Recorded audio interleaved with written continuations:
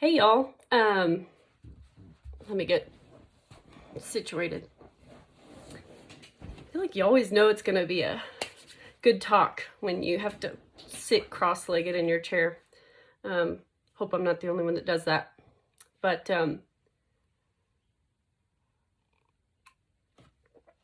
I got a direct message last week from someone saying, hey, can you do a post on advice to 1Ls? And I thought, of course. I mean, I didn't know anyone was interested in that. If you're not a law student or lawyer or don't know a lawyer, then a 1L is a first-year law student. So law school is typically 3 years. Some people complete it faster, but I don't know those people. They are freaks of nature, but good for them. But in general, law school is 3 years, and you are a 1L, 2L, 3L. So first year, second year, third year. If you are a 1L, you're probably in your first semester, your fall semester, and you're probably about 2 months from finals, I would guess.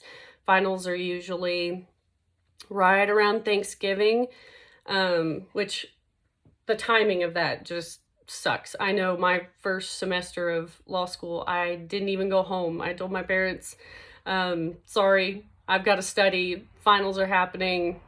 I'll see y'all later. And I wasn't alone. A lot of people chose to do that. But in any event, as a 1L, you are probably halfway through your semester, maybe sort of figuring out what in the world's going on, kind of starting to stress about finals, and you want some advice. I get that. I did too. And I will say, just initially, it is rare to make an A in law school. You're graded on a curve, which means you are graded against everybody else in your class, and a very, very small percentage of those people actually make an A. So if you make a B or a C, please don't be disappointed by that. Do not beat yourself up. That you're doing well. It's rare to make an A, so just go into finals knowing that. And again, importantly, if you are not a law student or lawyer, you don't know this, but at least at my law school, I went to law school at St. Mary's down in San Antonio, Texas, and your final exam is your entire grade. So that is your only grade the entire semester. So if you fail the final exam, you failed a course. This is why 1Ls are so terrified right now. Nobody wants to fail, and I know at least at my law school, if you failed your first semester, you were kicked out of law school. You were, that was it. You had to reapply if you wanted to come back. So it's very intimidating, it's scary, you're trying to navigate through it all, and you're looking for advice. And I've got notes to my left here, so if I'm looking that way, looking at my notes, I've got notes on 5 pieces of advice that I hope will be of value to you, and maybe you'll get something useful from this. But before I jump into those, I'm going to tell a tiny personal story, if nothing else for camaraderie's sake, and to let you know you're not alone. It was I was a 1L my first semester. I was sitting in Tort's class. Professor Johnson, with his big old bow tie, is droning on and on about tort law. And I remember sitting there thinking, what is a tort? I had no idea. I am in law school. I have been admitted. I have been accepted. I have purchased my tort law textbook, and I'm sitting in torts class with no clue what a tort is. And in case you think I'm making that up, I have my 1L torts textbook here. And when you flip to the first chapter, I literally wrote in red, "What is tort law?" Question mark. Had no idea. Clueless. I did not have parents that were attorneys, grandparents that were attorneys. No one I could call to say, "Hey, Mom, hey, Dad, what in the world is a tort?" And just if you're curious, tort is the French word for harm. So essentially, tort law is the law surrounding harm to person or property. And I tell that story because for the past 3 years, I practiced tort law and was very successful at it. I say that not to pat myself on the back, but to illustrate that you can go from sitting in tort class having no idea what a tort is to practicing it after law school and being really good at it. So it may not be tort law, it may be something completely different. But if you're sitting there feeling clueless right now, that's okay. I've been there and I'm still a lawyer. In fact, my law degree is sitting over there in a big old frame. So I did it. And you can too. So just keep that in mind. That's not necessarily advice. That is just camaraderie from one former law student to another. Keep that in mind. And so I guess we'll just jump in. My first tip is, well, let me back up. In your first year, you were probably taking contract law, tort law, real property, civil procedure, criminal law, constitutional law, and legal research and writing. Those are your mandatory first year classes. I may have missed one, but I don't think I did. Those are your mandatory first classes. And my first tip is to take that legal research and writing course seriously. I don't care what type of lawyer you think you're going to be. By the way, that's going to change, but that's another sermon. Take that course seriously, because I don't care what type of lawyer you think you're going to be, you're going to need legal research and writing. And someone may have already told you this, but I mean, you may be sitting there thinking, I'm going to be a trial lawyer. I don't need all that legal research and writing stuff. Yes, you will. I promise. I've been a trial lawyer, am a trial lawyer, have several trials under my belt, and I'm telling you, there was not one case I took to trial that didn't have a ton of litigation leading up to trial. And that involves motions, briefs, responses to motions, replies to responses to motions. You name it, you are going to be required to write and back up your argument with case law, with rules of law, and then you've got to stand in front of a judge and defend it. And it's going to be very clear very quickly if you have not done your research, and if someone else wrote the motion for you, because you're not going to know it, you're not going to be able to defend it.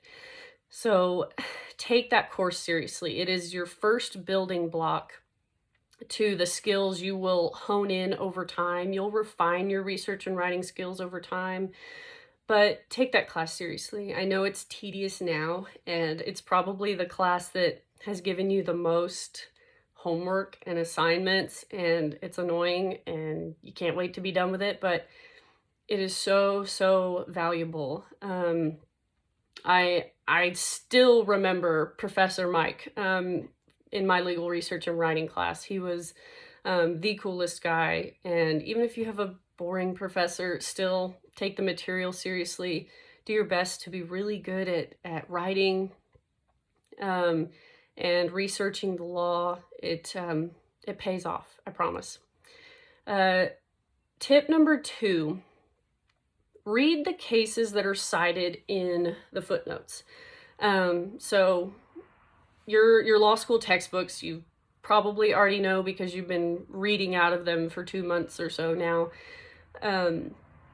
They have a lot of footnotes that elaborate on what's in the text, and some of them have cases cited in them, read those, like look those up. And I say that because another 1L story, I am sitting in real property class, so property law. And for those of you not lawyers or law students, law professors use the Socratic method, meaning they basically require you to stand up and answer a bunch of questions. They grill you on whatever they want to grill you on, and typically it's about what you read the night before. And you have to stand up, articulate it, and you're not really supposed to be looking at any notes or a book or anything. So just another part of the intimidation, weeding out the weak process. But anyway, I'm sitting in real property, and Professor Hardberger calls my name. I stand up, and she starts asking questions. And eventually she asks me to talk about a certain case. I don't remember the name of the case right now. I've still got my real property textbook, so I could probably figure it out, but not important. And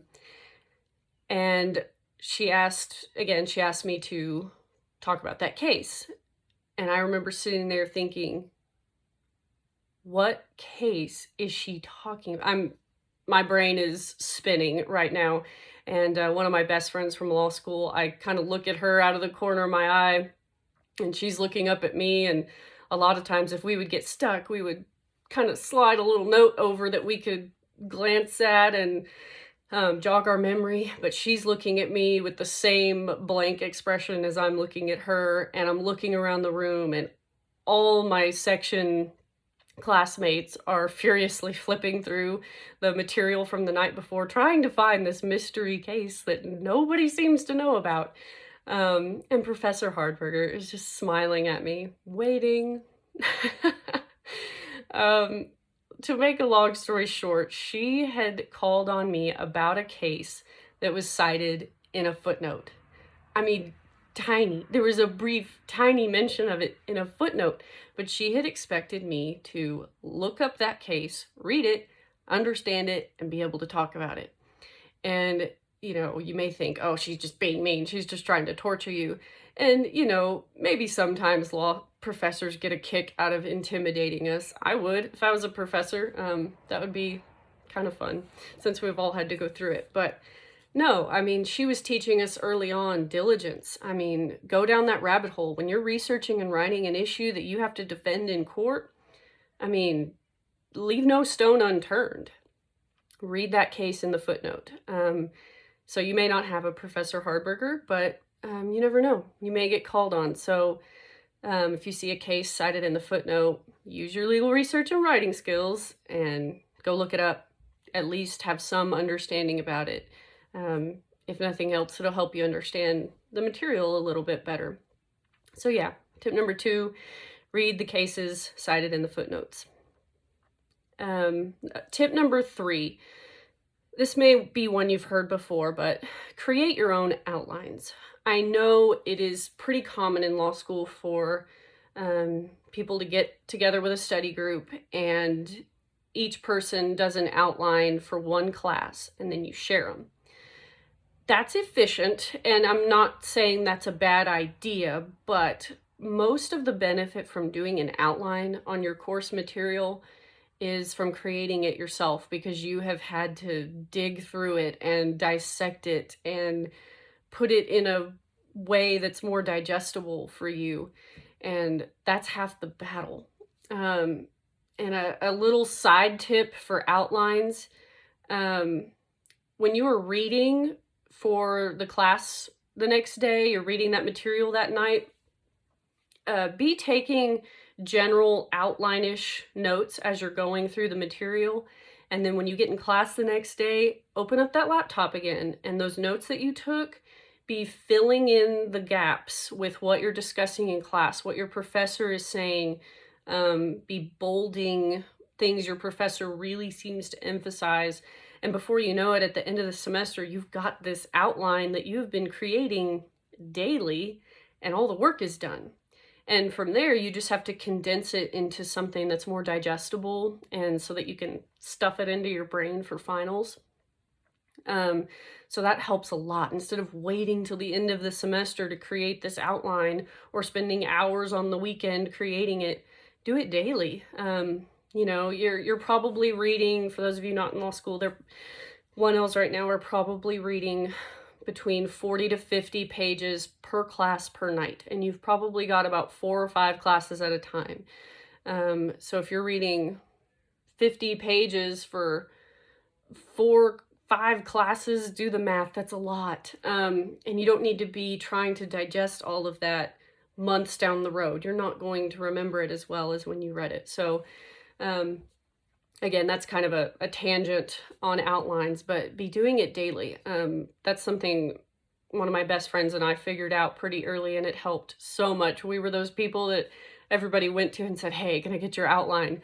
Because we'd been doing it daily, so it was very detailed and thorough. So yes, tip number 3, create your own outlines. And if you do borrow a friend's outline, there's nothing wrong with that, but make sure that you tailor it to you, because your brain is unlike anybody else's in your class. You understand things your way, they understand things their way. So even if you do use their outline, make sure that you dig through it and that you understand it yourself. Because my study group was wonderful. My friends were brilliant. But when I read their outline, it was their brain. So it was brilliant, but it wasn't put in a way that Holly's brain could understand it. So even if you share outlines, go through it, tailor it, make it your own, and that'll help you a lot when it comes exam time. Tip number 4, you may have heard this one too, but talk to your professors. Go to their office hours. It's so helpful. I can't tell you how many times I got stuck on a case or an issue, or just flat out had no clue what was happening in class one day. And I went to office hours, talked to my professors, and they cleared it up in a matter of minutes.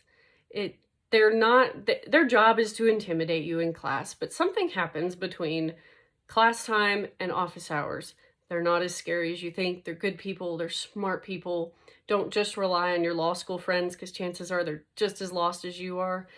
Go to the experts, go to your professors, talk to them. And you never know. I mean, some law schools, I cannot remember what my law school did. Some law schools, your tests are anonymous. You're given like an ID number, so your professor can't show favoritism in the grading. So they may not know whose paper they're grading, but on the off chance your law school lets you put your name on it, maybe your professor will see your name and think, hey, that person was in here. They worked hard. They talked to me a lot. They were really putting in effort. And it may influence, them giving you a few extra points where they might not have if it was someone that they barely remember their name, that just sat in the back of class praying they didn't get called on, which I think we've all been there, but you get my point. Talk to your professors. It helps. And if nothing else, it's networking. These people know other lawyers. They can help you get a job in your 2nd and 3rd year or outside of law school. So don't be afraid of them. They're not as bad as you think. Tip number 5. Go to events and talks, law school events and talks. I know my law school would put on all kinds of events, and they would put on guest speaker events. They would do it a lot of times at lunchtime in the library, just a quick 1-hour talk with a guest speaker.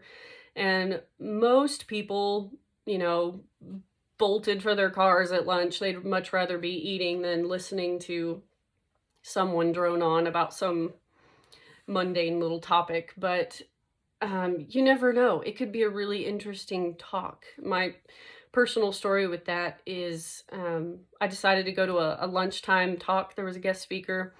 I'm the nerd that went, and there was only about 5 students, I think, that actually bothered to show up. And the guest speaker was Justice Chapa. If you don't know who that is, she is a 4th Court of Appeals justice in Texas. Still is to this day. And after listening to her talk, I realized, hey, we're from the same hometown. We have a lot in common. She is a brilliant female attorney and justice and mom. She is superwoman. I want to know this person. And since there was only maybe 5 people there, I got to go up to her and have a really long, awesome conversation with her after the talk. And to make a long story short, she ended up being my mentor throughout law school. And even after law school, she swore me in when I passed the bar and became a lawyer. She was instrumental in helping me get my first job out of law school. So you never know, go to these events when you can, make time. I know you think, oh my gosh, I have to study 24/7. No, you don't. Take a break, go to these talks, network. You need to start making yourself marketable now. You don't want to get to your second year and have everyone going, who is that person? Talk to people, make friends. Don't be a total hermit. I know that's hard, especially if you're introverted and nerdy like me. It can be really hard to get out of your cave and go talk to other humans, but do it. It's helpful. You've got to start networking now. And I guess that leads me to kind of a bonus 6th piece of advice is take care of yourself. I know that you think my entire job is to study, stress about studying, and drink coffee, but it's not. You need to take care of yourself. You are no good to anybody burnt out. I am no stranger to burnout, and that's a story for another day, but please take care of yourself. It sounds cliche, but eat well, get sleep when you can, take a walk around the block, get some exercise. You've got to pace yourself. Law school is a big time marathon. It is probably the hardest thing you have done in your life up until this point. It is intimidating. It is scary. And you need to take some time to recharge, turn your brain off. I know even when I studied for the bar exam, I forced myself to take a break every hour and a half and an hour for lunch, and I wouldn't allow myself to look at any law materials during those breaks. You've got to recharge your brain. The human brain can really only truly focus. They've done studies on this for about an hour and a half before your brain starts to just, drift elsewhere. You may think, oh, I'm really smart. I can study for hours at a time. Brain studies say you can't, not effectively anyway. So every hour and a half, get up, walk around, get some more coffee, take a break. It really, really helps. Talk to your family. Don't alienate them. Talk to your friends, your family, people that are not lawyers, people that can talk to you about something else other than law for 30 minutes. It really does help. So that's kind of my bonus 6th tip, is to take care of yourself. So just to recap, take legal research and writing seriously. Seriously. You're going to need those skills. It may not be your top skill. You may be a way better talker than you are a writer, but in order to get in court and talk, you need to have written something that you've brought in front of the judge. So can't have one without the other. And number 2, read those cases in the footnotes. It may help you in law school, may set you apart from the other students, and in life, it's just a good rule of thumb to dig a little deeper sometimes, go a step further than the other lawyer you're battling against in court. Go that extra step. That's a really, really helpful tool. And number 3, create your own outlines. Make it to where you understand it, where you, in your brain, can digest it and understand it. Number 4, talk to your professors. I promise you, they are not the creatures from the Black Lagoon that they appear to be in class in their office hours. They are much more chill and calm. At least mine were. I don't know where you all are going to law school, where the person that messaged me goes to law school, what state you're in, but I don't think it matters. People are people. Law professors are law professors for a reason. They want to help you. They obviously are passionate about education of the law. So they're paid to help you, if nothing else. It's their job, they have to. So go talk to them. And number 5, go to law school events and talks, network, get to know people, start making those connections, because grades are wonderful, but it's not everything. You need connections in life. No matter what job you're in, you need them. You might have outstanding grades, but if no one knows who you are and you're a total hermit, I mean, it's going to be a little more challenging to get a job unless you're number 1 in your class and all the big law firms are calling you. Well, I mean, you're going to need other people. And again, that bonus tip, take care of yourself. Start those good habits now. Take time for yourself, because one of the number 1 things that happens to lawyers in general is burnout. And even more seriously, it can lead to alcoholism, whole host of other unhealthy habits. So start now. I can't tell you how many, it's really sad, but I can't tell you how many people in my law school class were so brilliant, so destined for success, and they never sat for the bar because they let alcohol take over. That's how they dealt with stress, and they got a DWI, and it ended everything. I've had a lot of people I went to law school say that they've had to go to AA. It's a serious thing. They've probably talked to you about this and you're thinking, yeah, whatever. But I'll just reiterate it. Take care of yourself. Develop good habits now. Don't cope with stress with unhealthy habits. It's not worth it. It's not worth your license. It's not worth your reputation. Not worth your career that you have worked so long for. And I'll just leave you with one last little piece of advice that actually came from one of my law professors in my 1L year. We were first semester, just like you are right now, kind of thinking about, it was right before finals actually, so we were right up against it. And one day we came to class, he could tell tensions were high, we're all freaking out, right? He said, you know what, I'm not gonna lecture today, I just want to talk to y'all. And he told this incredible story from his time as a practicing trial lawyer. And the story's not important, I won't get into it, but his message to us was, you cannot quit.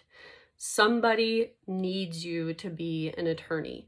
You don't know who that person is. You don't know what they need help with, what type of law it is, where they are, but somebody someday is going to need you and your skills as an attorney, and you're going to impact their life. And if you quit now, in your first semester of law school, you'll never help that person.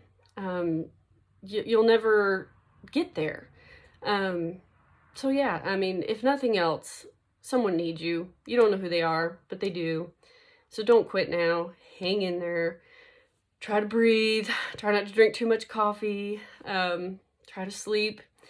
And if there's anything else that I can help with, any piece of law school advice, attorney advice, most of my tips today have been geared towards 1Ls specifically.